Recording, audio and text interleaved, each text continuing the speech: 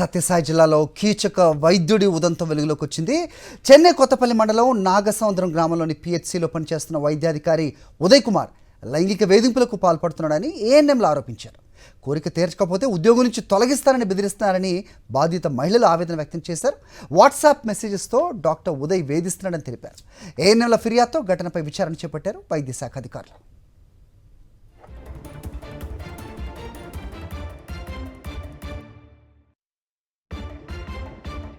మాకు medical officer నుంచి శారీరకంగా మాకు చాలా సమస్యలు ఉన్నాయి. ఆయన లైంగిక వేధింపులు ఎక్కువగా ఉన్నాయి.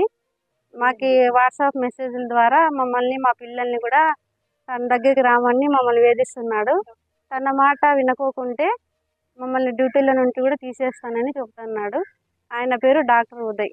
ఈ విషయం పైన మేము డిఎండిహెచ్ఓ మేడం గారికి కూడా మేము వినతి పత్రం అందజేసినాము. మేడం కొద్ది రోజుల్లో మాకు న్యాయం చేస్తుందని కోరుకుంటున్నాం.